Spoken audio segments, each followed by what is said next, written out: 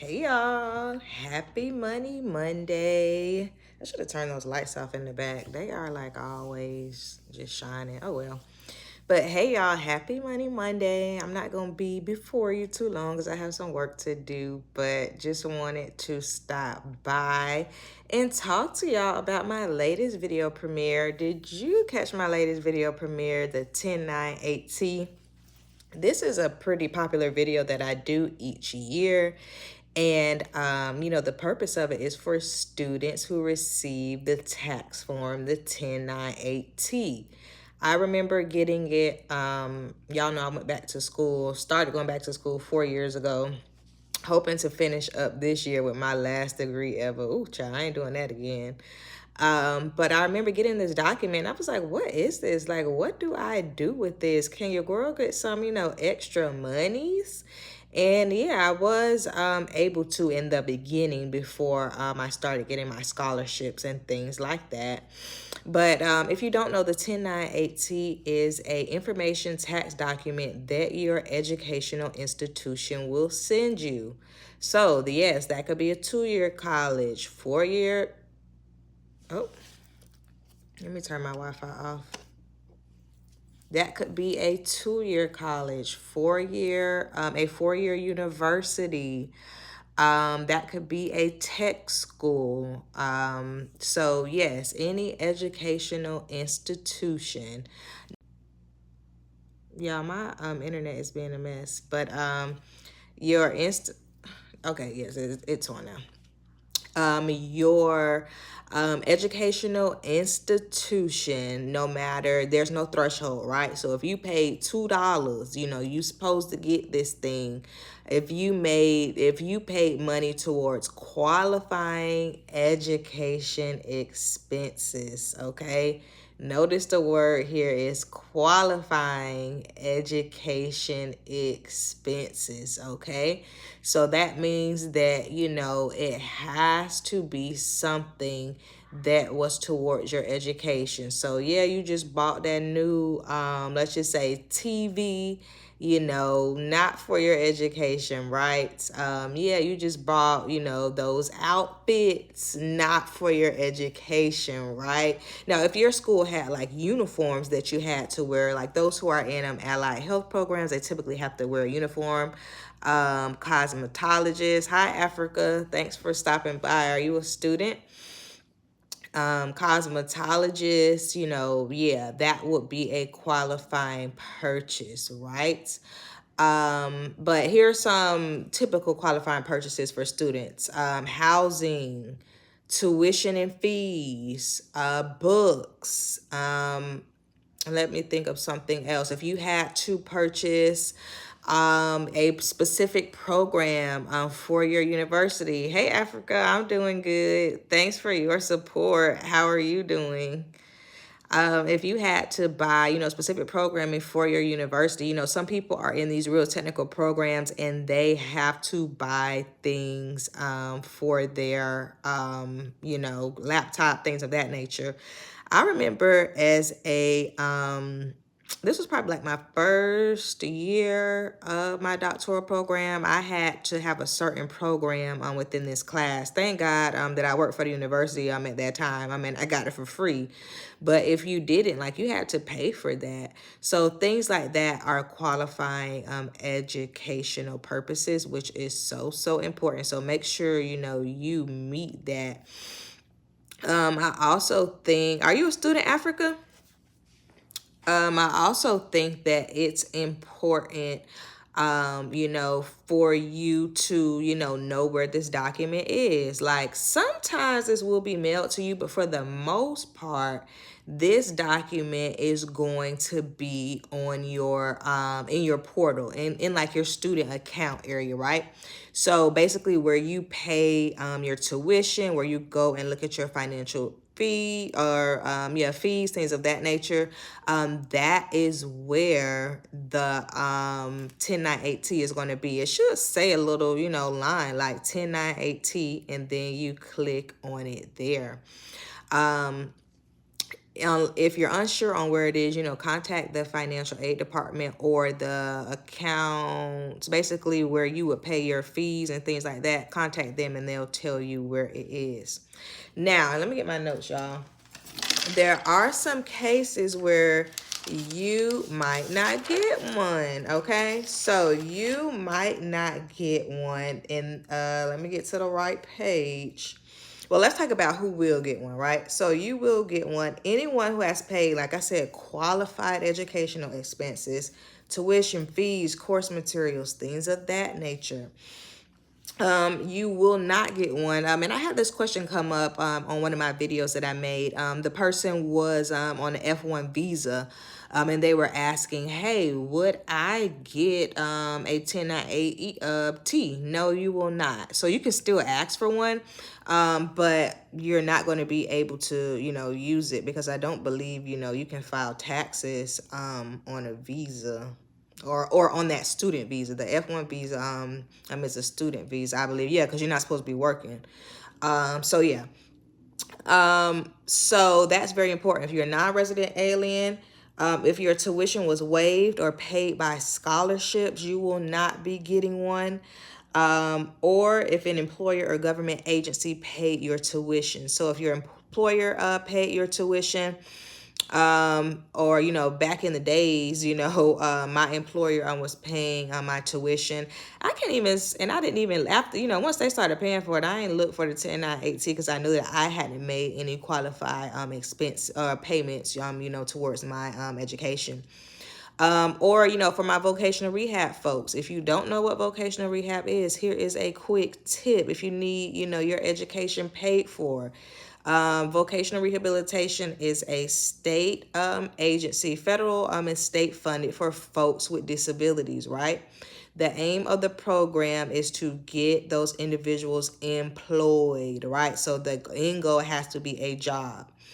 Some people, they may want to just get into work right away, so they will help them to find a job that they're qualified for. Or maybe you need some training, which is where school comes in, and they may be willing to cover your school costs. Yes, that's all school costs, tuition and fees, if you meet the requirements of their program. No, you don't have to pay it back.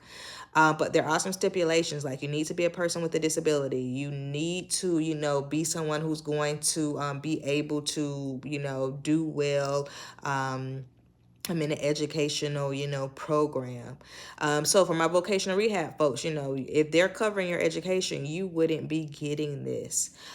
So definitely, yeah, be aware of that. That if you didn't get one and you think that you should have gotten one, then contact your that account part of your school, because you don't want to miss out on this, because the purpose of this thing is to get you tax credits, right? So there are 2 tax credits that you can get based on the 1098E or T. Why do I keep wanting to say E?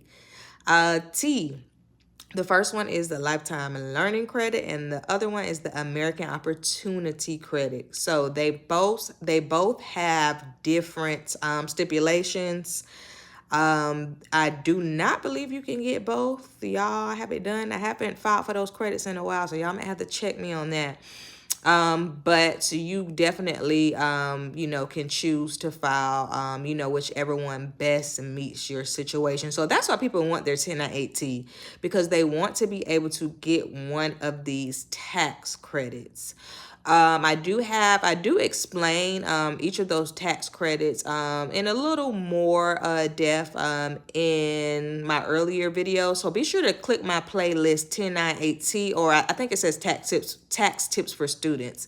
Y'all click that playlist and be sure to just look it over so that you can get more information there.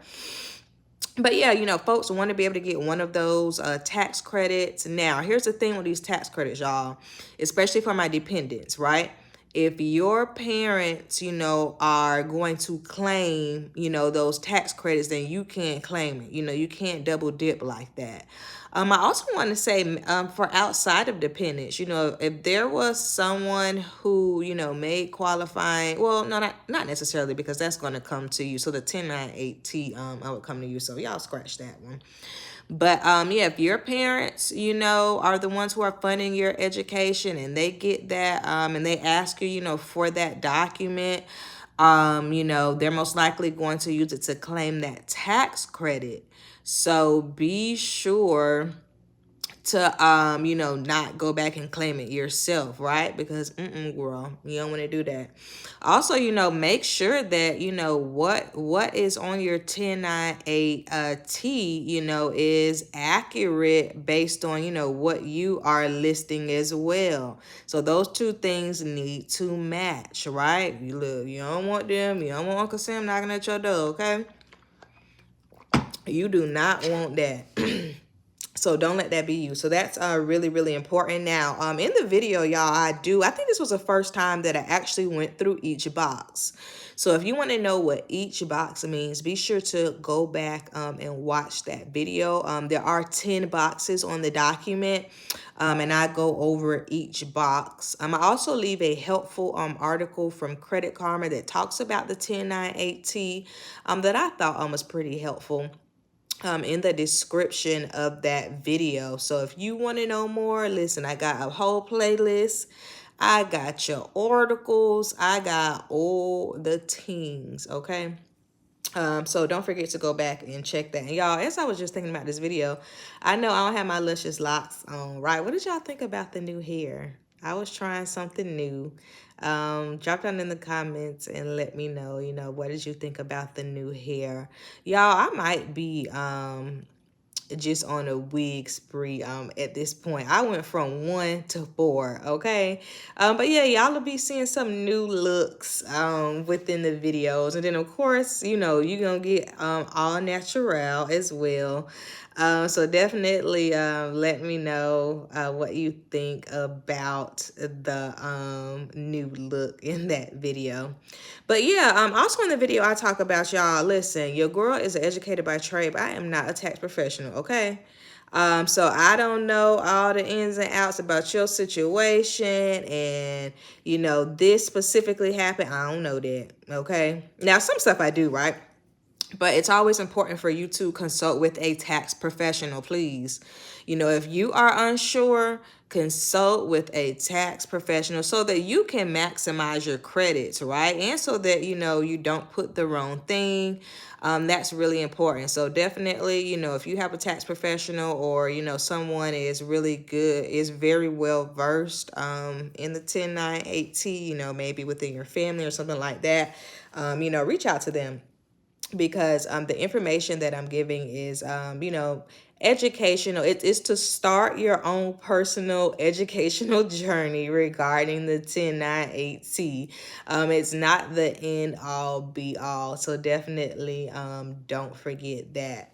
But yeah, I definitely wanted to go ahead and get that video going for this Money Monday because it's tax season, right? It is tax season. I think the IRS, so they open up on the 30th, 31st. I'm not sure. But yes, I know the IRS is opening up. So it is important that you, have your ducks in a row, especially if you're a student or if you are a parent, which a lot of parents, have students that are in school and that the parents are, paying for their education, things of that nature. So definitely make sure that you have, all your papers together.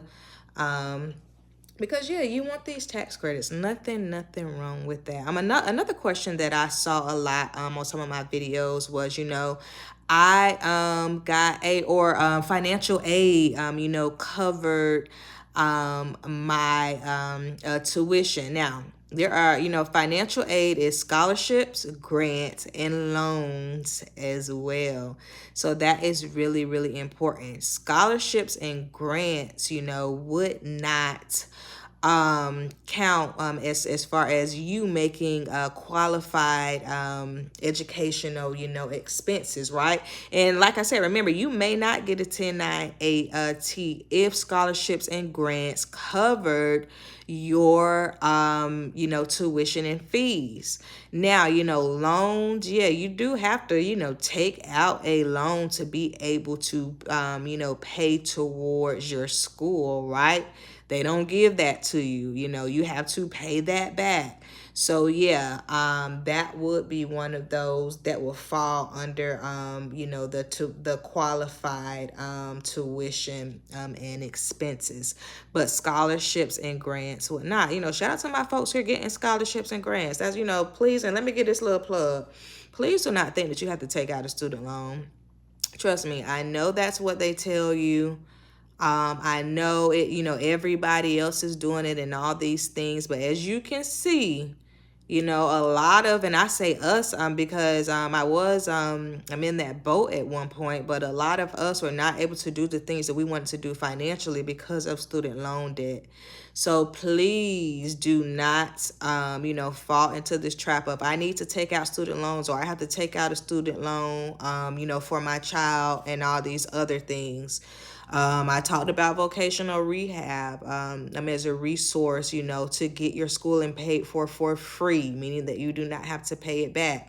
There are many employers now who are giving educational scholarships. Y'all know, I was working, I'm at the university, and they started to cover my degree. I'm at 100%. So, yes, there are other ways to do this. Baby, you're going to have to pay that back one day, and it ain't going to be fun, okay? And you don't want it to be you, right? And be sure to check out my playlist. I think it's Money for Students or something like that, but I do have a playlist on how you can get money for students. I even have some stuff for grad students as well. Yes, there is money for grad students, right? And I'll be making that video next week. I am getting a refund soon, so I'll be making that video soon as well. But yeah. Definitely, if you have those surface level questions that I can answer, drop them down in the comments. But like I said, be sure to consult with your tax professional regarding this. And yeah, shouts out to y'all. Thank y'all so much for watching my videos, for subscribing, liking, sharing. My watch time is definitely doing something new, so, and in a good way. I appreciate the support from y'all. You can continue to help me by watching my videos, sharing them, hopping on the playlist, and just letting that thing play all the way to the end. I would greatly appreciate you for doing so. This Wednesday, y'all, I'm going to drop, I just recorded it. Oh, a student loan update, y'all. Speaking of taxes and things of that nature, on Wednesday, I am dropping a student loan update video that it may, it may include some of y'all.